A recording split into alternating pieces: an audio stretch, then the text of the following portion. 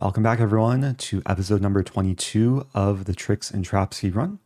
So I'm coming into today, rated 1435, and hopefully we'll have another tricky and trappy day of chess. Let's hop into the first game.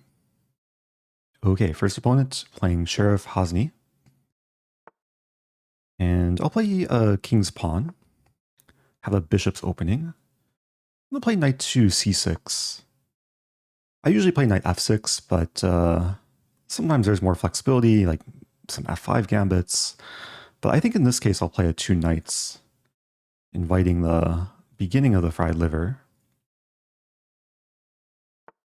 We do see knight g5, so I'll play the main move, pawn d5. I think several episodes ago, I did play the Traxler, which is bishop c5. But let's play another tricky line here, knight to d4. Knight a5 is the main line. With knight d4, there is a trap line d6, which is not good for white. c3 is the main move. I'm going to play pawn to b5. And this is a critical line. Can lead to some chaos pretty early. We trade minor pieces. And now we'll take back on d5. So some liquidation in the center. I am attacking the knight on g5. White very quickly counterattacks my knight and threatens checkmate. So I think I should probably take on g5.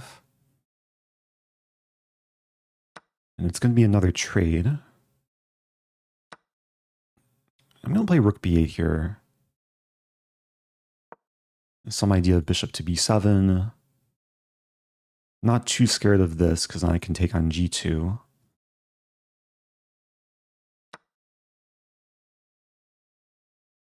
Although it is interesting, I take on g2.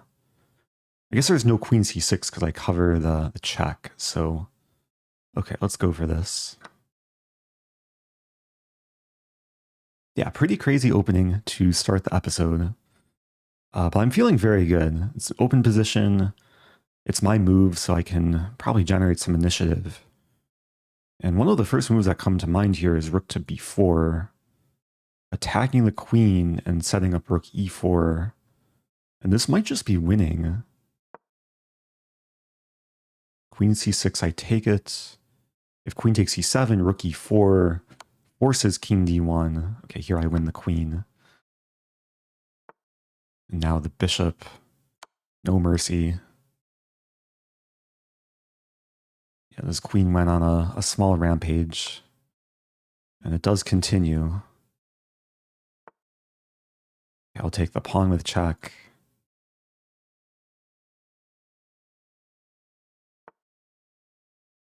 Might as well sack. It's not really a sack. I can win back material. Really just looking to simplify and get the game over with. I'll take on f1. Actually, bishop to b4. Probably more efficient. Yeah, it should be made in actually one more move. King d1, queen d2 mate. Or king b1, bishop d3 mate. Okay. Nice game. Hopefully a nice example of kind of a tricky but also crazy line in the 2 knights. Now I do want to show the most common trap here, because I'm pretty sure the most common move for white at lower levels is pawn d6, which looks very natural to attack f7, but then black can take back with the queen, allowing the fork, and then play queen c6, hitting the bishop and the pawn. Most players take the rook, and then rather than taking the bishop, black is better off taking the pawn, attacking the rook, provoking rook f1, and then after queen e4, white is toast. If queen e2, we win the queen. I think most players play bishop e2, allowing the smother mate. So unfortunately, we didn't get that exact line, but what happened in the game was also nice. Yeah, pawn b5. I'm pretty sure the objective best move here for white is bishop f1, which is weird to undevelop, but the point is the knight's still attacked, and the pawn is probably going to be a goner after the knight moves. Although I think the main line is to counterattack, take, and then king d8. some crazy theory. There's also bishop d3 here, but then there's bishop f5, which is a nice way to offer the trade and not lose material. But what happened in the game? Let's see white's main mistake. Queen f3 is playable. Engine says it's about equal here. Engine says white should castle here, which I don't fully understand, because that walks into bishop b7. Oh, queen b5, and white's okay, because if c6, then I'm not attacking g2. Okay, so white didn't go for that. And queen takes c4 is a losing move because of what happened. Yeah, rook b4, and there's no stopping rook e4 or rook takes queen. So, nice game. Brings me to 1443. Let's keep it going. Next opponent, I am white. And we have a French. Let's play a tricky gambit. I'm going to start with e5. And now pawn to b4 is the wing gambit against the French. Black is not accepting it. So pretty sure I'm just happy to take and then play d4. The center is very nice. So I got rid of the c pawn, and I'm maintaining the pawn on d4, and c3 can reinforce d4. Yeah, I think this check only helps me solidify. I'll play bishop to d3.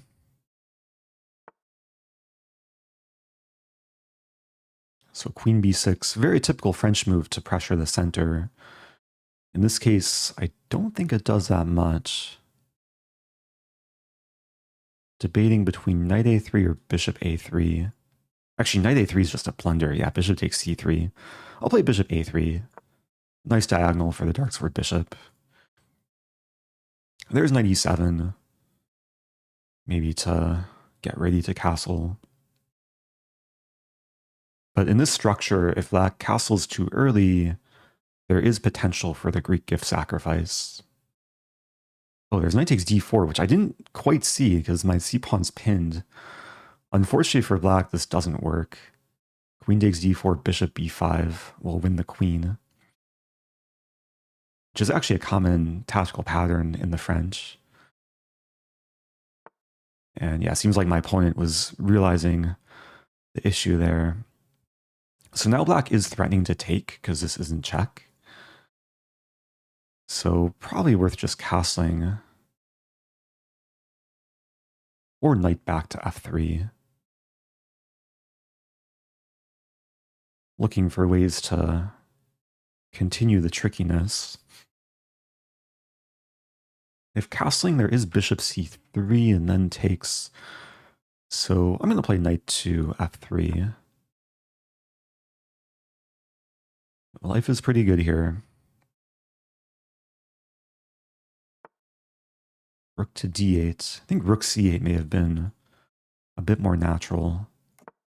So I'll just get my king safe. Unpinning the pawn on c3. I wonder if rook d8 was a mouse slip.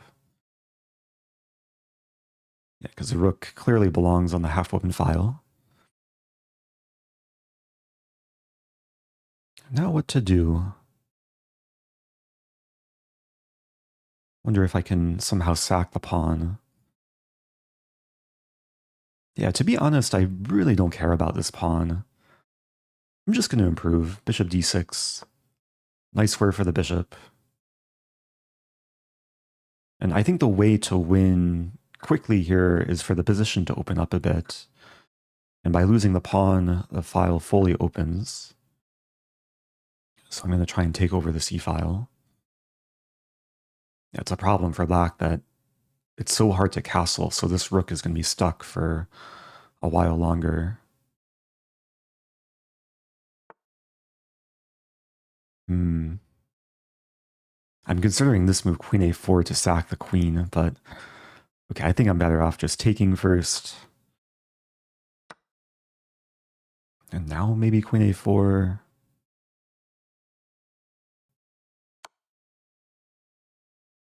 Expecting this. I'll slide the queen to g4. So attacking g7. If black wants to save the pawn, then g6 is probably the only way to do so. But that will even further weaken the dark squares. And now what to do?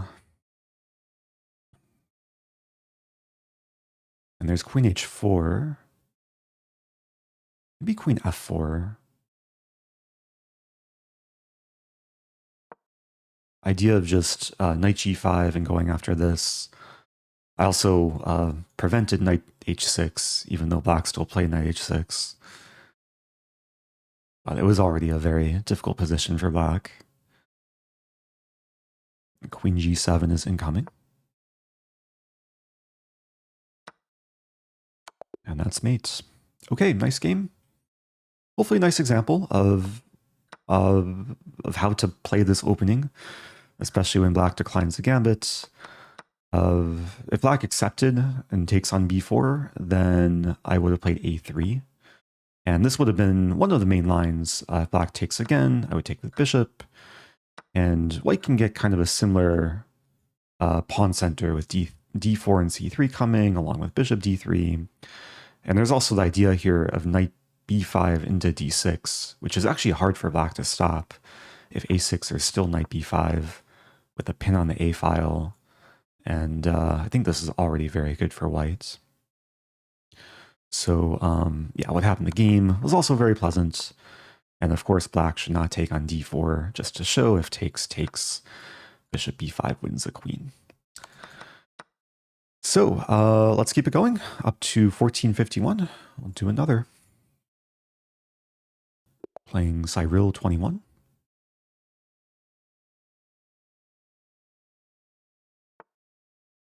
Play another king's pawn. Maybe I'll go for another 2 knights, bishop c4. This time we have an Italian, so I'll just play the main move. No early gambits thus far. Now with the early h3, there is an idea I like to go for. The h3 does prevent bishop to g4, but it makes the idea of g5, g4 even more appealing for black. Now it could be a bit risky. White is maybe ready to play d4, so I have to be a little bit careful with how I do this. I'm going to start with bishop to b6, just ensuring that d4 doesn't attack my bishop. And now I'm going to go for aggression. Yeah, pawn g5. I want the pawn break. White replies pretty quickly. Okay. So discouraging this move. I still want to play g4. It's a way to open the file. White plays king h1 very quickly, so unpinning the f-pawn. But now I think I can get away with this. I have 3 supporters. If white tries to keep the file closed, I can play pawn g3, I think.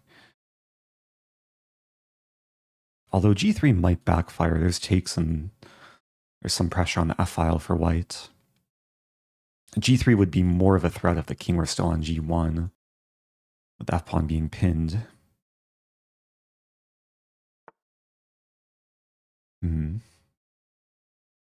Okay, I'm going to take a moment here, because there are options. In g3, take. And there's rook takes, but not seeing a great follow-up, and h-pawn's hanging, and then bishop g5 could come. There's also the idea of bishop takes f2. Rook takes f2 and then pawn g3. Let's say the rook goes back, I take. That I'm also not sure about, because bishop takes h6, and feels like white's attack is quicker on the king side. I'm actually thinking about bishop to e6. Also just spotting this idea, takes, and then takes, is interesting. But then g3, even knight h5, but again g3. Yeah, slightly frustrating position. Okay, I have an idea. Knight h5, g3, and then I take on f2. Rook takes and then takes. Let's say king g2 and then takes. And then takes and then here and then takes and then queen h3 and then king g1.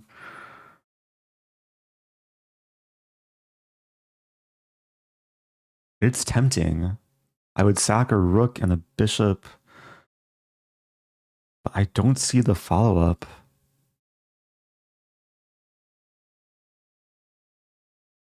Huh. Yeah, I think in too many lines there's issues with f7 and white getting counterplay. So what to do? Bishop e6.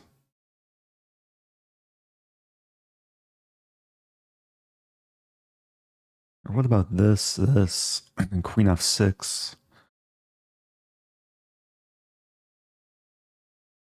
And I feel like this is a moment to really be aggressive, show some creativity. I'm also looking at knight h5, g3, and then this. Maybe this is a good balance of aggressiveness, but also limiting white's counterplay. Okay, I'm going to go for this.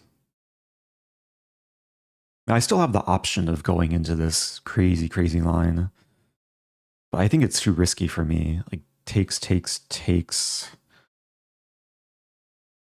Is there any other move? No, let's go for this. So the idea here is if white wants to take the knight, then I take on h4, and g3 will be on tap. Also, f2 will be attacked. If I get in g3, the lights for bishop opens up, and the f-file stays closed. Now, it's possible white might just ignore the knight and like do other things.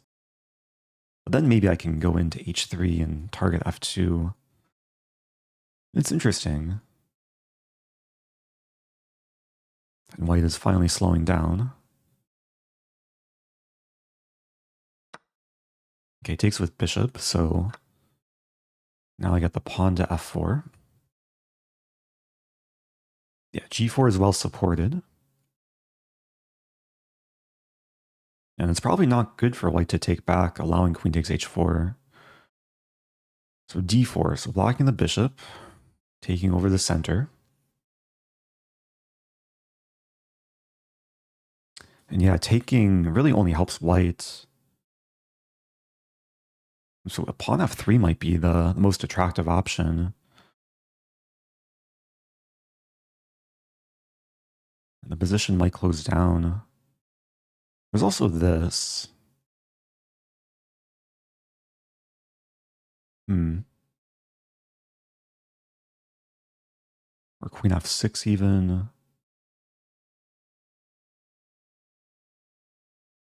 I think I'll play queen f6. I don't want to commit to this just yet. There is some benefit in keeping the pawn tension. Because it's not good for white to take. And with queen f6, I'm also maybe preparing to castle queenside. Okay, so a4, white is threatening to trap the bishop. I have a choice here between a6 or a5. I'll play a5. And if b5, knight e7. This is a very typical idea in Italian for white to gain space on the queen side. Now it could be interesting to sacrifice. Like take on d4, take and take. I'm not sure if I get enough though. Rook a2. I'm not quite seeing the follow-up.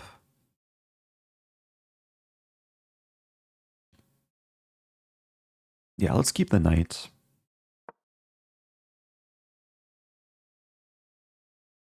And there is the idea of knight g6. And if I do want to sack, then sacking on h4 looks more appealing. If I get two more moves to sack and then take, The attack is going to be overwhelming. Now, there's one issue that if I play knight g6, it obstructs a rook and might allow knight takes g4. So it might just be worth playing this first.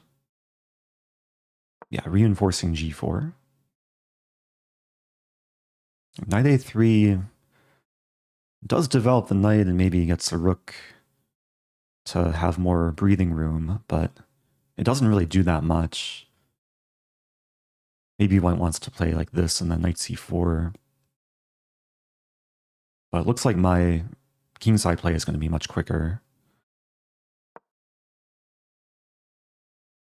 Knight c4 is probably coming. I'm trying to calculate knight c4 and then I take and take. Let's do it. I'm relying more on intuition than calculation.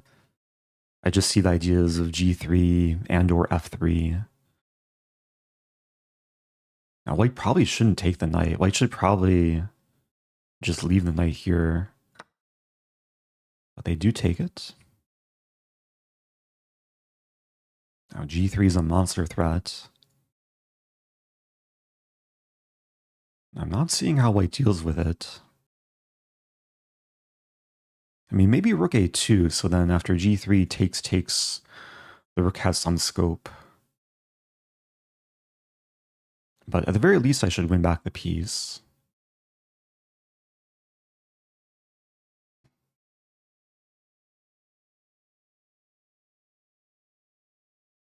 Yeah, actually, this would be a very strong move. Because the downside for me of playing g3, queen e2 is also playable. After takes, the f file opens. I have to be careful with takes and then takes. So I'm considering this first. Setting up f3. Or f3 first, even. f3, queen e3, queen h3. White's defending, though.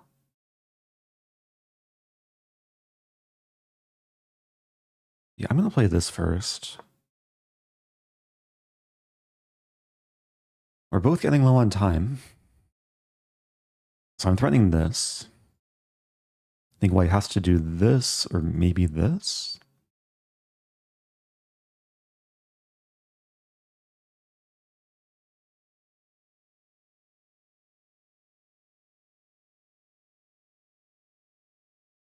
Yeah, rook g1, then f3 is not threatening mate. Okay, knight takes b6, which I think I'm happy to see, because now pawn f3. Threatening mate. Threatening the queen. Yeah, no need to take the knight.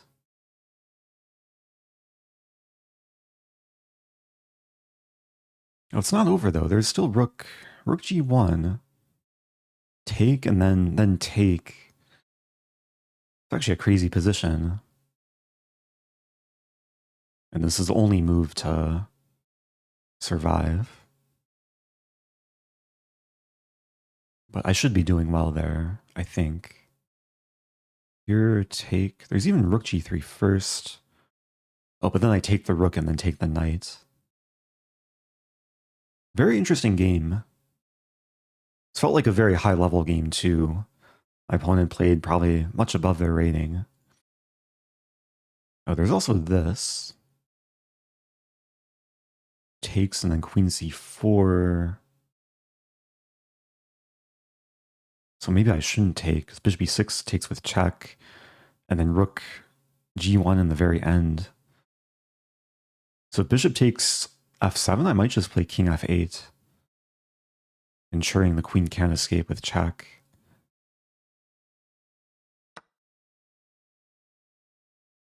Okay, this makes life easier.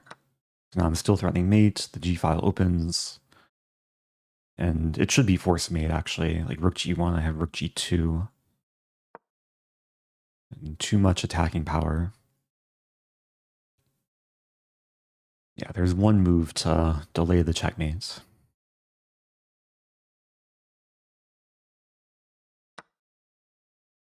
Okay, good game. 25 moves. Felt like a much longer game, though. Definitely worth analyzing some of these key moments. Opening was very normal until I went for this G5 idea. And yeah, white tried to be extra safe on the king side. And around here, yeah, I took my time, like looking for the crazy attacking ideas. Engine says knight h5 is one of the best moves. G3. It does not like knight f4 though. Says I should play rook g6, which is more controlled, defending the pawn. A decent square for the rook. But I went for aggression. Now white should just leave the knight here and play a4. But took. And then, yeah, still a very interesting position. I want to get to this moment after the sack. Wow, so the engine doesn't like the sack. I was scared of rook a2. Then bishop e6 is apparently fine for black. So queen e2 is one of the best moves. And then, yeah, white went wrong by taking the bishop, allowing f3. I thought rook g1. For rook g1, then there's g3. Engine actually says queen d2, ensuring f3 doesn't attack the queen. So if f3, then rook g1. And if g3, then take. Wow, there's knight takes d6 check with bishop f7 coming next.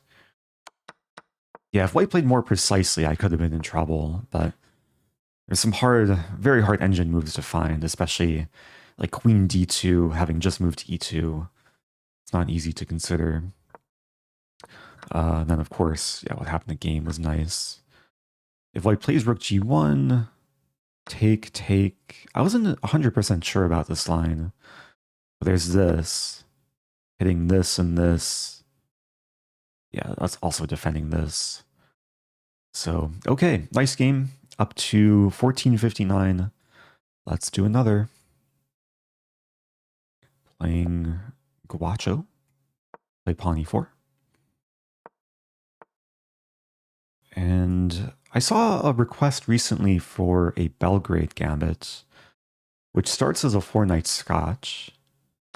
And then Belgrade is knight to d5 after pawn takes d4. It's a gambit that I haven't explored too much from the white side.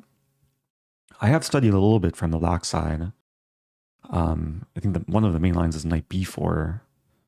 The black takes on e4. And this is one issue with not usually playing the Belgrade. I actually don't know the theory here. I assume queen e2, because I'm preventing queen e7. Yeah, let's play queen e2. The only way to defend the knight is pawn f5. And then I have knight g5 or knight d2. Or even bishop g5 is interesting.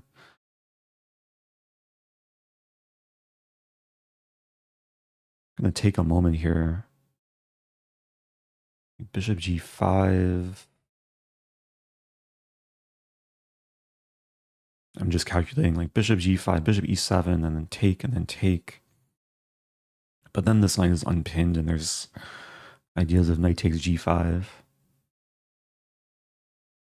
Have to watch out for bishop b4, but then there's knight takes b4.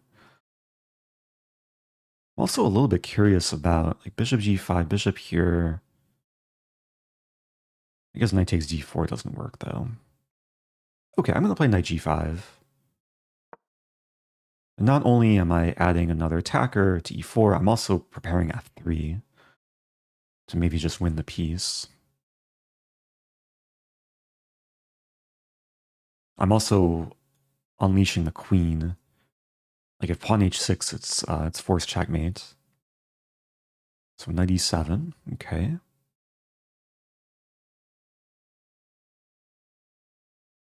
And there's almost some like crazy queen sack lines. Don't think they quite work though. I could take. Actually, yeah, if I take and then take, it's checkmate. And if takes, I can take back and there's a pin. Oh, there's actually some really crazy lines here.